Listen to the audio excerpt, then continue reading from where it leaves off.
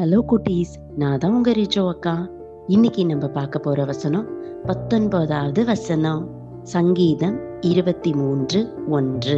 கர்த்தர் என் மேய்ப்பராயிருக்கிறார், நான் தாழ்ச்சி அடையேன்.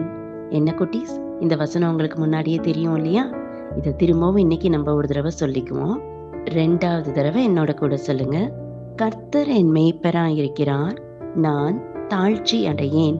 சங்கீதம் 23:1. 3வது தடவை என்னோட கூட சொல்றீங்களா? கர்த்தர் என் மேய்ப்பராயிருக்கிறார், நான் தாழ்ச்சி அடையேன். என்ன குட்டீஸ், வசனம் என்ன படமாயிருச்சா? ஜெபம் சொல்லாமா? எங்களை அதிகமாய் நேசிக்கிற அன்பு நிறைந்த ஆண்டவரே, இன்றைய நாளிலும் தகப்பனே, நீர் எங்கள் மேய்ப்பராயிருக்கிறீர் என்பதை நாங்கள் நினைவு கூற, நீர் இன்றைய நாளில் எங்கள் கருமையான வசனத்தை கொடுத்தமைக்காக நன்றி செய்கிறோம். ஆம் ஆண்டவரே, நீரே எங்கள் மேய்ப்பரப்பா. நாங்கள் எங்கு செல்ல வேண்டும், என்ன செய்ய வேண்டும் என்பதை ஒவ்வொரு நாளும் நீர் எங்களுக்கு கற்றுத்தர வேண்டுமாய் ஜெபிக்கிறோம் ஆண்டவரே.